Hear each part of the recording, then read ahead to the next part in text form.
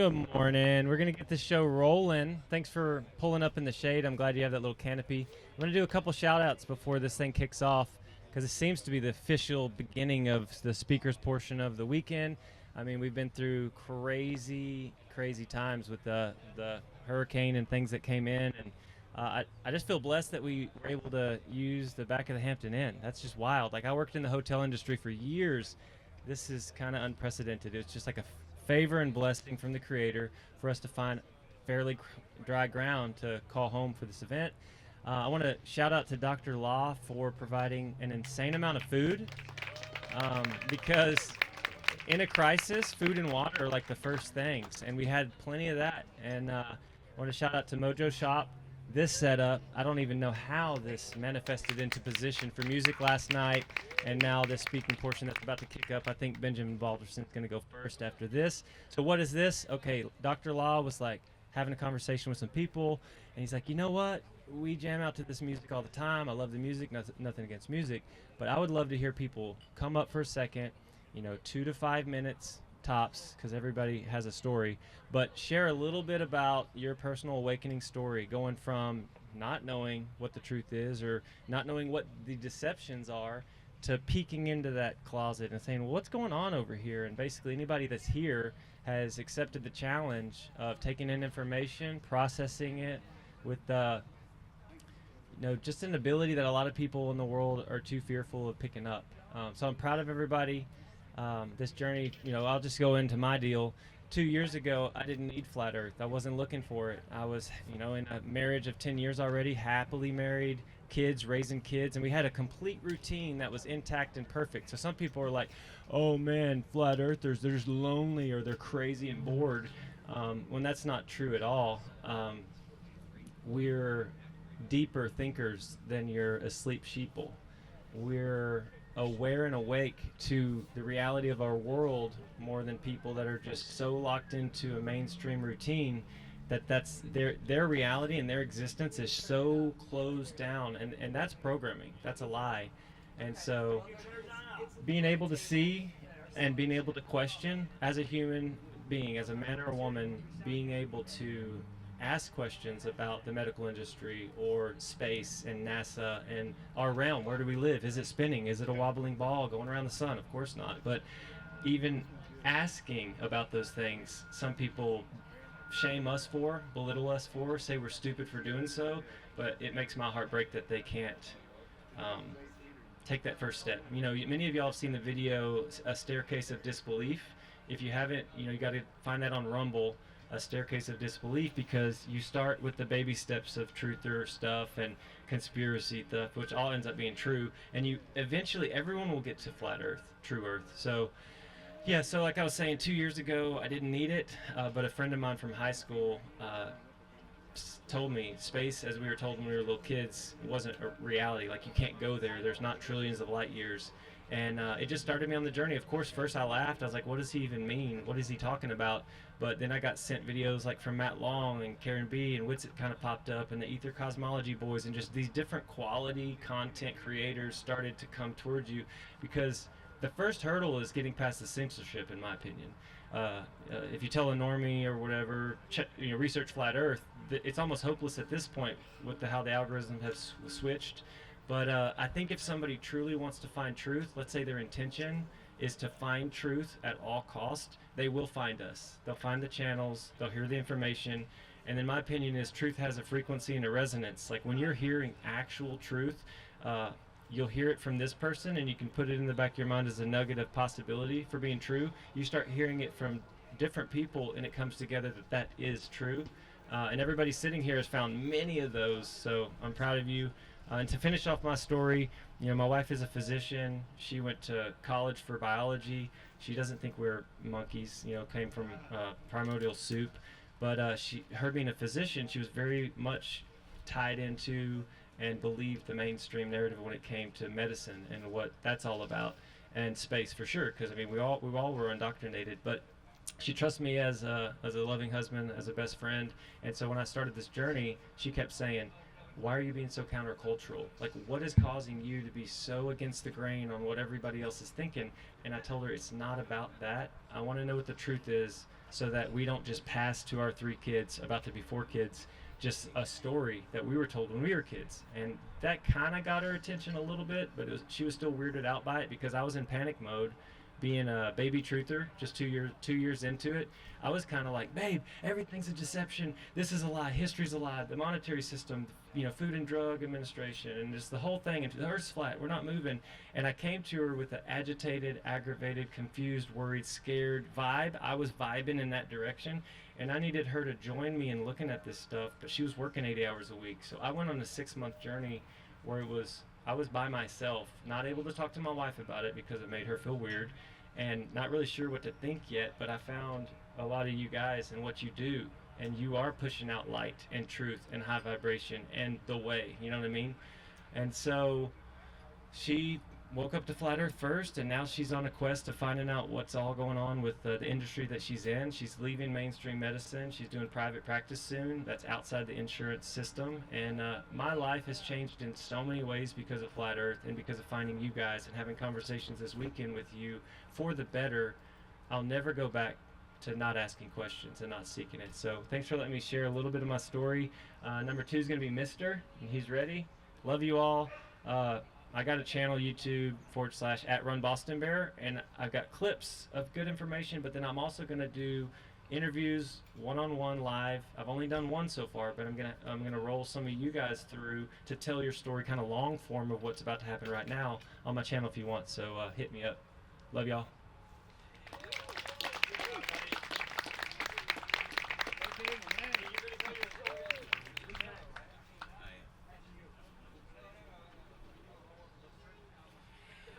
My name's Michael Ryan. I'm an alcoholic. Sorry, wrong meeting. Actually, it's not that wrong. It's, I equate... This is a nice bong, by the way. It's not triggering in any way, shape, or form. But when you do fire it up, I at least want to see it happen. I'm already can feel the coughing in my chest. I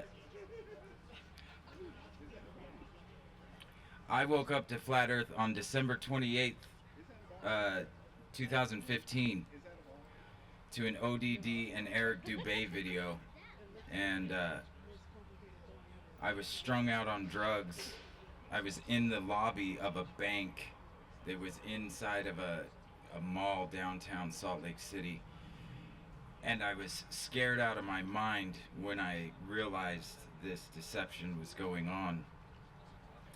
A fellow homeless dude had told me that the world was flat, and I told him he was a fucking idiot because we have satellites. That was my exact response. And yeah, it's done. That was my argument. And what I've come to realize is that at that time, very similar to drug addiction, alcoholism, I wasn't aware that there was a path to recovery. And as someone believing what I was told in school, I didn't understand that there was also a path to understanding and truth. It's been through the grace of God and my relationship to the Creator that I've been able to have a few days of recovery underneath my belt now, and I'm able to be of service to others. And I can't equate that solely to Flat Earth, but it definitely has impacted it, because knowing that this place is a creation for me, in my experience here, has shown me more about the Creator. And the reason why I equate those two is because it's like the globe believers to me are still alcoholics who haven't found recovery, if that makes sense. And I gotta be very careful, because I wanna wake everyone up and I wanna shake them, and I just wanna tell them, wake the fuck up, dude. Like, this is what's going on. There's a life outside of this that you can live. But I also understand that not everyone's in that place. So when I was able to actually wake up to this idea, it was scary, and I walked outside of the lobby of the bank, and there was this woman who would see me out there a lot. She lived in the area, and I used to go and play, and I'd play on the street, and people would throw me money. That's how I supported my habit. And I saw her, and she looked at me, and she says, "Are you okay? You look a little rough," because I was actually terrified. And I said, "I think the earth is flat." And she puts her arm on my shoulder, and she says, "Oh, honey, it's been flat forever."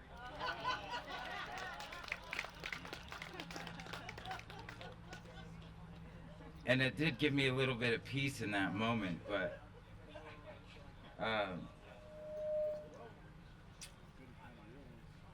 I want to say shout out to Dr. Law, shout out to Mojo, shout out to Carol with a K. Without her being the liaison to the hotel, without him cooking this food, without Mojo having these speakers, none of this could have happened. So the fact that this thing still happened, we're still here. I'm sure it's probably not the numbers that Karen was looking for, but still, this was such a special moment. None of us are ever gonna forget this. You stepped in what? Oh, no, it can't. Definitely can't. But this has been a very special event for me, and I'm sure it's been a very special event for all of you, to be able to converse with everyone and not be so distracted by big sounds and, you know, bright lights. It's been wonderful, and I think it's exactly the way that God would want it to be. Thank you for letting me be a part of this, and thank you for giving me this awareness, because if it wasn't for people like you, I wouldn't be here. I don't do this alone, right? It's the same thing with my recovery. I don't get sober alone. We don't wake up alone. We do this together. It's principles before personalities, and it's also attraction rather than promotion. This kind of gathering, that's all that's needed. All these people that have been locked up in the hotel looking out their windows, what's going on? I'd be hard pressed to believe that none of them walked out to find out what was going on. While we're having this party, the rest of the city's going fucking crazy. What does that tell you about what's going on? We have peace and we have comfort. We have something to offer. And that's what I would say, take into your own lives and to the people that you know, is just be that peaceful person, be that safe space for them. So when they are ready, they know who to come to.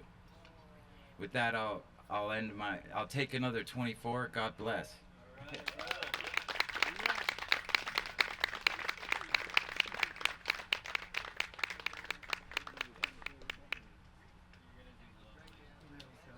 Hey, good morning. I'm used to talking to 10 people a day since April of 2020. The way I came to Flat Earth, I'll be brief, is I own a live music restaurant bar in South America, Bogota, Colombia, and we had first earned our 1% profit after year 4 in December 2019, and I had my entire schedule set up, 4 bands a week until December 2020, and on March 17th, 2020, they closed us down for a fake virus. COVID's never been isolated. Take a look at Tom Cowan's book, The Contagion Myth, or the book, The Final Pandemic, or the book, Can You Catch a Cold? I'll be happy to give you this information, but it proves that, it's very clear that viruses have never been proven to exist in human tissue. So I didn't know that then, but I knew that it didn't make sense that my restaurant was closed. So I got hard into looking at the numbers, and I learned that 99% of the population was surviving this. And I looked at death rates every day. I looked at the same data set that the government looked at, because I had worked for the deep state in an agency in the U.S. Embassy in Colombia, and I just knew how to look for, okay, so if the CDC and the Health Department of Colombia are looking at these numbers, how come you're making measures that make no sense if the person who's dying of COVID is over 80 years old, generally a white guy with 5 comorbidity aspects, blah, blah. So I was against the mask and all that, and I talked to everybody I could via WhatsApp, making calls. I wrote letters to the newspaper. I did what I could, and it was the second largest quarantine on earth in Colombia, South America. So when I learned that a little Montessori school was open, I have 2 young children, they were 4 and 7, in my hometown of Winter Haven, Central Florida, where I grew up, and my dad was a doctor. I made sure they weren't going to require masks, and it was a first responder school. My children went there 13 months. I became a substitute teacher for toddlers, and not one case of COVID. No masks, 13 months. No masks, handed children to their parents. So when in March they started announcing the vaccines, which I knew was terrible and a death shot, and they said they were going to give them to children, when I knew that children were not affected by the so-called COVID. I know now, after I left the Catholic cult that month and I started reading the Bible big time, that this is a ritual, cyclical child sacrifice, ritual that is time and time done again. And prophets warn us of this. At least 8 prophets in the Bible are what I believe inspired people who went to the authorities like the Pharisees or the Pharaoh or kings and said, hey, over there they're burning babies, right? So I feel like that's my call, is to try to point that out. And so as I was waking up to that evil, I realized that everything's a lie. And because if you're killing babies, and we know that, people, they're still encouraging mothers right now. Someone's having a baby in Spartanburg and at the hospital, and they're going, come back in 6 months for your vaccines. Because I vaccinated my kids until 2020, right? I believed, right? And I wish somebody would have said it to me when I had my little baby. I wish someone would have said it, and I would have listened. So I encourage each of you. So I've talked to 10 people a day, and if I see a pregnant woman, I go up and I'm like, hey, how are you? I'm a mother. No. Just consider looking into vaccines, because you just need one, and they'll look at you like you're crazy. But it's so important, because I think children are the most important in the world, right? Are children. So I'm almost done. So I was on Telegram, and I did get into I followed the Flat Earth Society. But then I was like, okay, this isn't making sense. So I took 8 months, and I listened to Flat Earth Dave, to Austin, to so many. Richard Lopez was early. I got to get back to him because he was huge in my growing. And I 8 months, I finally said it out loud. I came, and I realized that I can figure out things.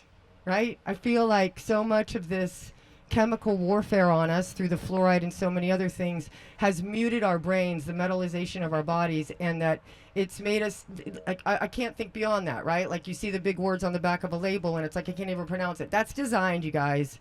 It's all designed to have the rarest consonants together so that you don't even absorb the word. Just like the 93 million mile away sun is too hard to understand that distance, it's the same thing in the periodic table of elements where they make everything super small like a fake atom bullshit concept that you can't see or feel, and we're supposed to believe in is positively and negatively charged, all that stuff. So I believe there's a reception and a charge. So thank you so much, and I'm so happy to be here. I love all of you. Thank you so much.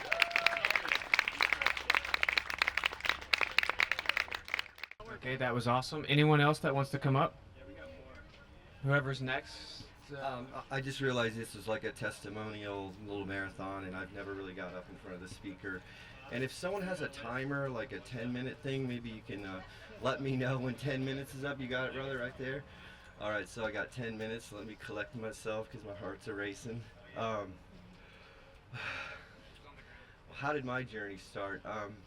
Born in 71, I'm 53. In the 90s, I was listening to Art to Art AM, Art Bell with Coast to Coast AM. Got initially introduced into some of the conspiratorial, Art Bell type topics during that era. Stumbled upon the William Cooper book in '92 when I was in art school. Went to art school for a few years. Read the Behold a Pale Horse, the famous, iconic primer to this whole community that we're in. Read that in '92. Took a few years off because I was busy. I got into tattooing when I was 90. Let me work past this. I got a little bit of little sis. Let me get a mic here. Can I just hold the mic and move around? Usually I talk and come on now. I'm not used to standing still. They're recording. They need both audio input and both. All right. Sorry. That's cool. What if I just do like a thing where I can just hold this? Well, both together, like the audio is going into both and recording on each for two purposes. Cool. Yeah. I won't touch it. Oh, you're good. Usually when I talk, when I'm on the phone, I walk around. Like this, so I'm not used to. Maybe I'll just do a little dance here for you. I'm used to moving, breathing a little bit. So Check. You can. We're recording on two sources. Here. if I can move, there we go.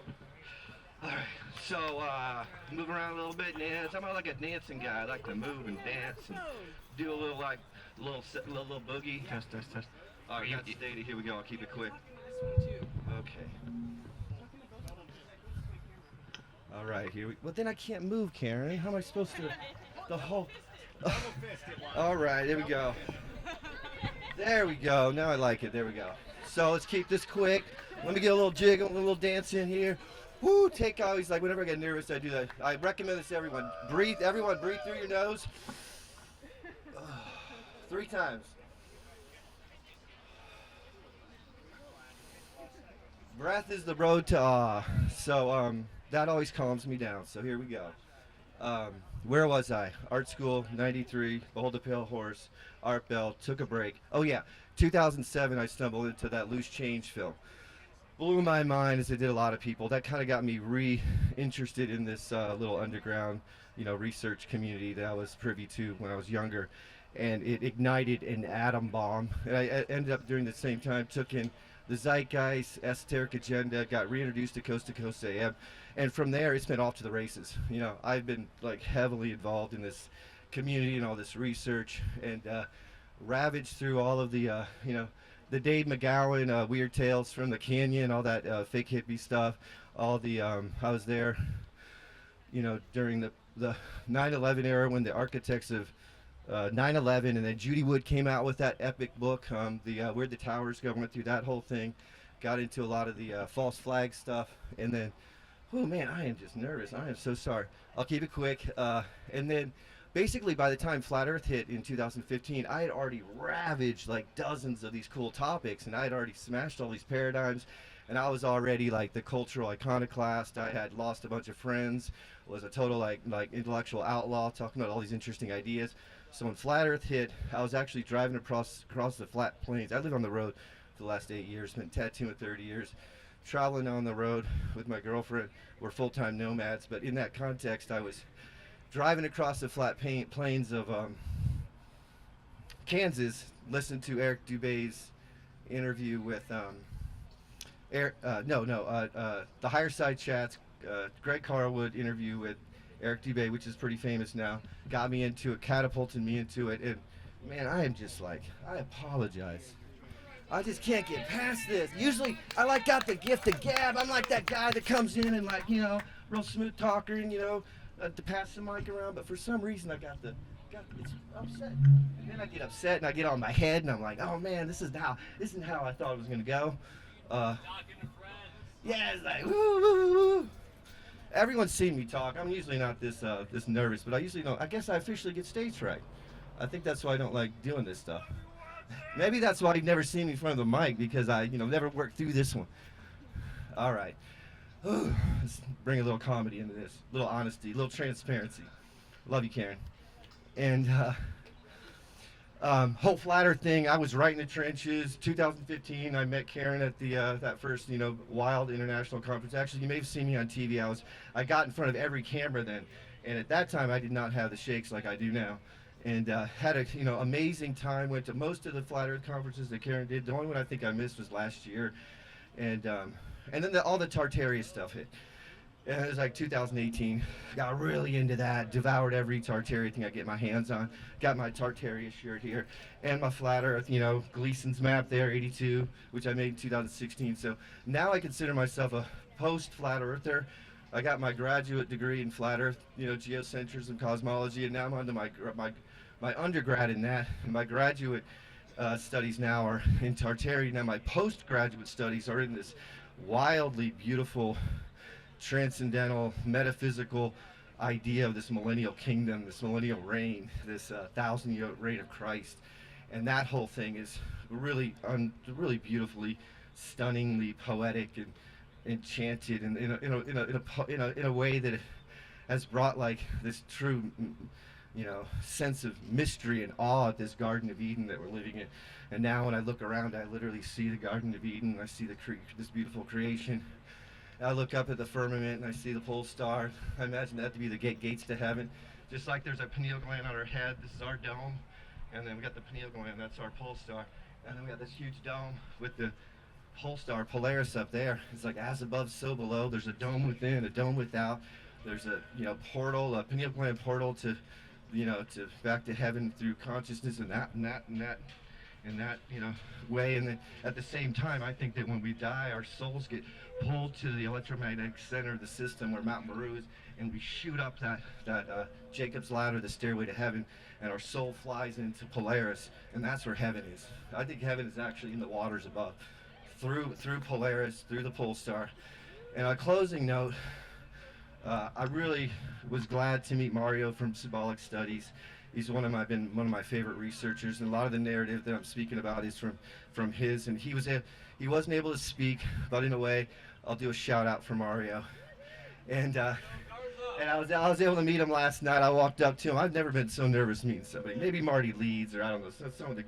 There's been a few times, but the point is that I really think that this is an unbelievably enchanted, magical, beautiful realm that is so beyond words, so beyond language, that I think it's our hubris to think that we can use language to try to articulate and extrapolate the actual beautiful wonder of this great mysterium tremendum that we're afoot in, and that every breath we take and every person we meet, every experience we have is like literally in this Garden of Eden. This is heaven on earth, and these parasites ruling above us who have brought in all these dark agendas and manipulated us, they're full of some kind of diabolical ancient evil, however you want to, whatever adjectives you think you could use to try to describe that. I actually think that the realm in its purest form is heaven. We are standing in the Garden of Eden right now, and what we're trying to do is to unravel all these false narratives so that we can realize that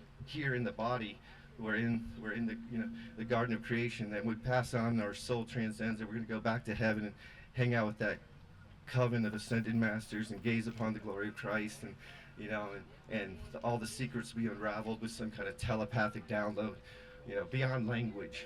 So what we're attempting to do here is to go into a territory where language is not welcome, just unbridled bewilderment of the great riddle. The road to awe is through breath, and I think the true logos is it's beyond our understanding. You just have to gaze upon the wonder. So anyway, that's it. Ooh. Maybe this will be the first time I'll really get into this. In 5 years, I'll do some badass lecture with a bunch of slideshows and stuff. But for right now, wow, that was fun. I love you all. Thanks for coming. Even though we didn't make it up to the, can you do this? At least we had the most epic Flat Earth meetup ever. This is incredible. Thank you, brother. Great job. All right, who we got next? All right, hello everybody. Flatoberfest 2024. We've got this far, right? I love it. The second I show up, hey guys, I'm so happy. It's been great to meet everybody. I really appreciate just all of your openness and the love, and we can finally get together and not feel judgment, right? That's what feels great. And I told myself, I'm not going to rehearse when I get up here because I have no idea what I'm going to say, because that's what the Lord wants you to do. He just wants He wants to be your voice in those times where you feel compelled to talk to someone about the truth, to not fear the truth anymore. That's the most important thing that I want you to keep in your hearts, because God says He loves those who have the love of truth within them, and He has preordained it. So this is all part of God's perfect plan, even if it doesn't make sense to someone else, even if it doesn't make sense to a glober. This is about each and everyone's individual relationship with the Lord and seeing His truth with your own eyes, to be able to stand on solid ground for the first time and to look up and say, I see you, Lord. You created this beautiful realm for everyone, and every single person is included. There's no exclusions here. All you have to do is seek Him with all of your heart, all of your mind, and all of your soul, and He will answer you. That is my journey. Thank you. That was what happened to me 5 years ago, 6 years ago. I knew that they were hiding something, and I was telling my friends, it was driving me crazy. I said, they are hiding God. This world is hiding God. It is doing its best to convince us from the time we were born that it is not real, and that is in your mind, and that your salvation is in the stars, and that the hope is out there in the planets and beyond, and that we will go there and we will make things better. But no, that is the lie. That is the false hope. The true hope is that this place was made special for you.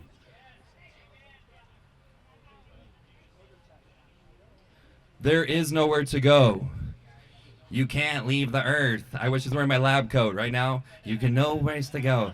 It's a closed system. Because why? Because science. No. Science is great when it's testable, observable, repeatable, and measurable.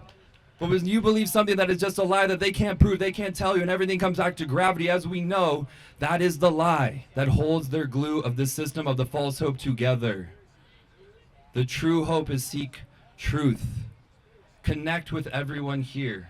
Thank you so much for sharing your journeys with me. I have been home in my living room alone, thinking about these things, knowing that this moment was coming.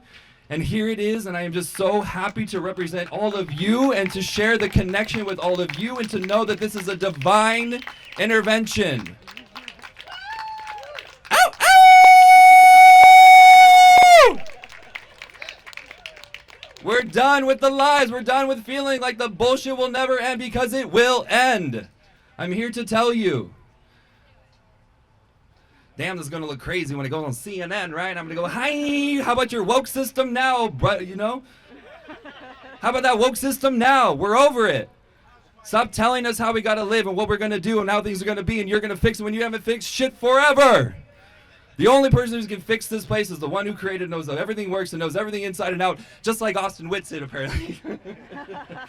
Thank God for Whitson, who is smart enough to get up there and put all his energy and time and resources into making people wake up, having to repeat himself over and over and over and over. Stop with the word salad. No, you go learn what those words mean and get back to us. Right? Right? Thank you. So, hey, shout out to you. We're all excited to hear him speak. Even me, okay? So, with that being said, please come up to me if I haven't met you yet. I want to hear your journey. I want to know how the Lord is working in your life. I want to know what you are feeling. I want to know what you've gone through. I want to know every single thing. So when I get up here and I have to speak, that the Lord just uses me as his voice to speak for all of you. I have had it officially, okay? I am done with the bullshit of the globe. In the name of Jesus, amen.